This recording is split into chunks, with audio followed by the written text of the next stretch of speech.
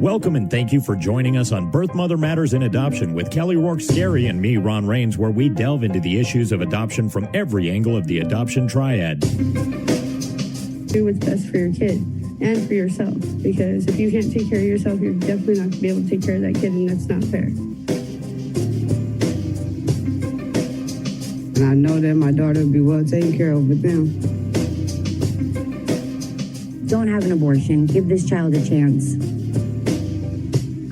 All I could think about was needing to save my son.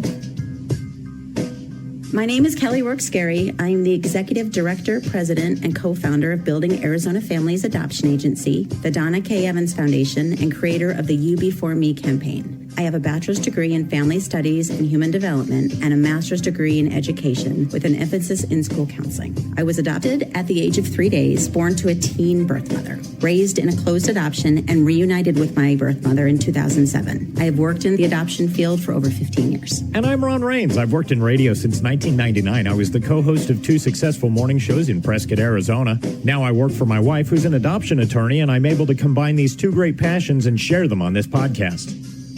Here's part 2 of our 2-part series of why some birth mothers choose CPS or DCS over adoption. There are things that agencies and attorneys can do to try to prevent the element of surprise, to get a deeper understanding of where the birth mother is, to make sure that the birth mother going into the hospital really understands the ramifications of what can happen if you choose DCS and you are not able to complete your reunification plan and you fall short. Like what really lies out there.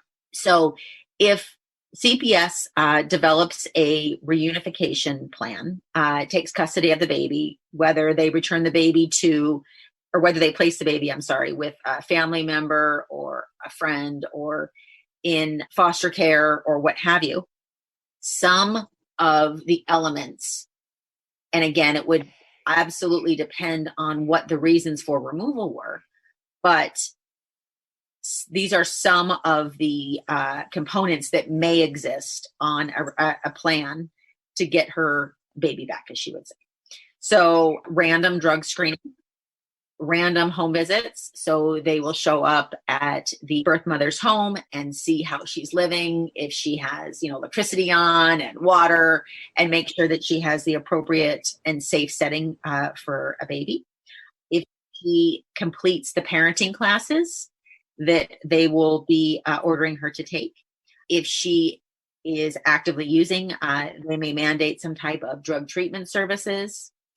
They also will require supervised visits with the baby. A lot of times those are done at their facility and there is a monitor overseeing them. Sometimes they require that they are employed. It just depends on the reasons for bringing the child into care. So depending on how this is presented, this can seem very doable. Uh-huh. And sometimes it is. Other times, not so much. Not so much. Right. If you look at a birth mother who has chosen adoption and for the last 7 months of her pregnancy has been residing in a housing location provided by the agency or attorney, whose food has been provided by the agency or attorney. So all of her funding is being provided through her adoption plan. She's been using substances nonstop. She has done nothing during the day other than sleep, watch TV, and use drugs and hang out with her friends. This is a lot. Making every appointment, every parenting class, every drug screen, because you have to get to these places. They don't come to you. Right. When you're holding your beautiful baby and they're telling you what you have to do in that moment, that can be really difficult. Uh-huh. And that's why when I say seasoned versus unseasoned, some of the seasoned CPS workers will say, this isn't going to be easy. And this is really what this is going to look like. A little bit more realistic in what it looks like than, say, a younger, more bright-eyed new worker in this situation. Sure. Right. Who in all fairness just got out of school, and wants to save the world and make everybody happy and when you're a DCS worker, you're often not the fan favorite. And sometimes that can be a little hard to deal with. Right. As we move through this podcast, I want to explain that again. A lot of this is what we've seen. We don't work for DCS or CPS. We are not an extension of their entity by any means. We are trying to describe and explain how it can impact adoption. Moving forward, if a birth mother chooses the DCS route and she does not comply with the guidelines or plan that CPS has outlined for her, then they at that point can move towards permanent removal and the baby will go up for adoption. Okay. At that point, adoptions through the state are closed, which means there's not letters and pictures, there's not visitation. If the baby is not being adopted by a family member, the birth mother would not have a choice as to whom adopts her baby. So this is where adoption is really, really beneficial to a birth mother over DCS, because they can be a part of the child's life. They can watch the child grow up. They can get letters and pictures. The child can know who they are. When there is a permanent removal, at that point, it's done until the child's 18. Right. And they lose all that power that adoption affords them, that power of choice that they can, look at these books and go, wait, this is the family that I want my child to be raised in. They lose that completely. Correct. What is really nice about CPS, at least in the state of Arizona, is they have a lot outlined on the website, how the process works, what the flow chart looks like. And as I was reading this to help prepare for today's podcast, what I found was really interesting was when they are describing the permanency planning, they state right on their website, if reunification services are unsuccessful and the child is not returned home within 12 months, other permanency options are considered. For children under the age of 3, permanency options are considered within 6 months of removal. And Really? So you do not have an open-ended timeline. Mm-hmm. And, I have heard stories of situations where, a parent showed up late to court and they had not met their outcomes. The goals of their plan. Thank you. The goals of their plan, and they were late, and the judge was done. Said, nope, we're done, and terminated their rights, and the baby was adopted by somebody else. And so this is where it is really important for a birth mother to understand that CPS is regulated by the juvenile court. They oversee and make the final decisions. All CPS does is make recommendations. The court has final jurisdiction. Again, understanding that with regards to, birth mothers and their choices, if you can put yourself for a moment in a birth mother's shoes, and you've had an adoption plan and you really love the adoptive family, and this is your first baby, and the baby is placed in your arms, and you're looking at this beautiful creature that you have created, and you're thinking, wow, adoption is really difficult, and your hormones are racing, and all these thoughts are running through your head, and you've been prepared as you possibly could. And in the back of your head that, yes, you tested positive, but you hadn't used for a couple days, and so you weren't really worried about it. And then DCS walks through the door and says, well, now the baby, is not going home with you. And we're either taking the baby into our care and custody, or the baby is going to, you need to follow through on your adoption plan. Yes, there is an immediate loss of control. Mm-hmm. Because now this is not a birth mother willingly choosing, oh, I'm doing an adoption. This is my choice. This is my choice. It is still her choice, but now the pressure's on because she's got to choose CPS or she's got to choose her adoption plan. Like, it's no longer this independent decision, which it still is in some aspects, but at the same time, part of it has been removed. Right. She's starting to gradually lose that power just a little bit at a time, right? Incrementally. Correct. Okay. So when you're looking at this, because I've been in the field for so long, I will say, why would a birth mother choose to place her baby in the care and custody of CPS when she can choose adoption? The positives are this, the permanency of adoption versus the possibility of having your baby returned to you through CPS. So again, permanency. Another reason that she would choose adoption would be because of the ability to have the openness of the adoption, and because the family the baby's residing with, it was her choice. She's gotten to know them. She's gotten to be a part of their lives for a little bit, even if it's just through Skype or FaceTime, or maybe they came out for a visit. She will always know where her child is. She will always have that ability to have that connection. She doesn't have to be under the scrutiny of the juvenile court system and be monitored. And, they don't just go away after you complete your plan. They're still in your life. They're still monitoring you, still making sure baby's safe. And she would also have the adoption aftercare services. And she gets to walk away knowing that she did an amazing thing and she is a hero. Also, if she has placed through adoption before and she's placing with the same family, that's an added bonus. I think that the reason that ultimately some birth mothers choose DCS over adoption is that adoption is final. There's no chance of having your baby returned to you. And even though you've been explained this over and over and over again throughout your adoption journey, sometimes reality is really hard to accept. Right. And, we keep going back to the sunny disposition of the social worker who's saying, okay, you can work hard at this and be reunified with your child. It makes me think of the line from Dumb and Dumber when he says to the girl, is there a chance that, you could fall in love with me? And she says, like, 1 in a billion or something. And he says, so there's a chance. And that's kind of what this makes me think of.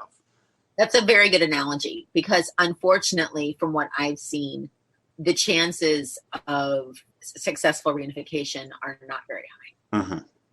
Don't see a lot of happy endings. And so I think that unfortunately, I wouldn't say 1 in a billion, of course, but I would say that they are slim. Unfortunately, that's what we've seen anyway. Okay. Another reason that a birth mother may choose DCS would be that the family that she has chosen is out of state and she wants the baby in state, which I've explained to birth moms for years and years. Just because you choose a family that is outside the state of Arizona, it doesn't mean they're not going to move into the state. Just like if you choose a family in the state of Arizona, that doesn't mean that they're not going to move out of the state. And we have, in our agency, we have both in-state families and out-of-state families. But again, there's no guarantee that a family is going to remain in the same exact place that they started from. Right. You're talking, for the next 18 years, how do you predict that? Right. Right. I mean, during my first 18 years, I believe we moved 5 times.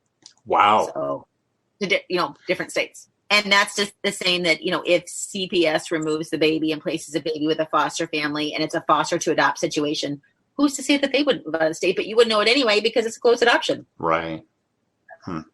That brings us to what can be done to try to avoid the DCS intervention from discouraging, disrupting, or influencing negatively the adoption plan. Uh-huh. So I think this is where you move to a preemptive approach. So encourage a conversation with the adoption case manager, the DCS worker, and the birth mother, if she has an open case with other children, to discuss her adoption plan on the front end.